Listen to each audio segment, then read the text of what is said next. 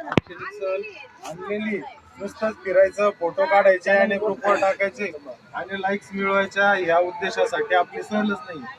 आता तुम्हाला इथून पुढे गेल्यावर कमीत कमी रायगडावर छत्रपती शिवाजी महाराजांबद्दल सुद्धा डिटेलमध्ये माहिती सर सांगतील, कारण सर स्वतः बऱ्याच दिवसाचे अभ्यासक आहे इतिहासाचे, खास करून इतिहासाचे अभ्यासक.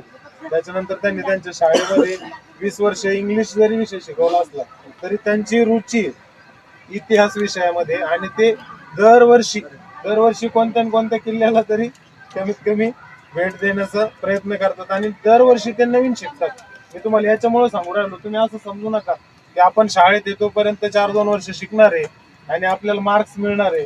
तसं नाही. एकदा तुम्हाला त्या विषयाची आवड जर निर्माण झाली, मग तो कोणताही विषय असेल, कोणी सायन्स असेल, काही असेल, इंग्लिश असेल, पण इतिहासाची जर आवड निर्माण झाली ना, तर आपल्याला माणसं समजून घेण्यासाठी, समाज समजून घेण्यासाठी आणि आपल्याला एक चांगला माणूस म्हणून जगण्यासाठी त्याचा कसा उपयोग होतो ते तुम्हाला लक्षात येईल.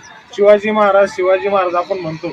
आता जर खऱ्या अर्थाने जर लोकांना शिवाजी महाराजांबद्दल जर कळलं असतं तर ते डीजे लावून, नशा करून आणि तिकडे नाचत बसले नसते.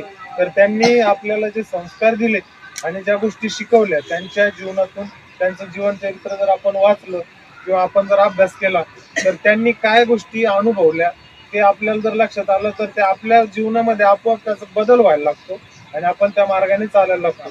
म्हणजे तुम्हाला जर माहिती असलं, एखाद्याला जरी 100 पैकी 90 जरी मार्क पडत असेल ना इतिहास विषयात, तर त्याला समाजामध्ये किंमत नाही बरं का. मी तुम्हाला सांगतो, आता लक्षात घ्या, तुम्हाला 70 मार्क पडले तरी चालतील, पण शिवाजी महाराजांनी किंवा हे जे महापुरुष आपल्या जीवनामध्ये काय करत होते त्याचा जर आपण अंगीकार केला आणि आपण त्या मार्गाने जर चालायला लागलो आणि त्या गोष्टी जर समजून घ्यायला लागलो तर खऱ्या अर्थाने आपण तेवढे मार्क्स मिळवण्याचे लायक हे पाईक आहोत असं म्हणायला काही हरकत नाही. ओके सर, सांगतील 2 शब्द काय करतो.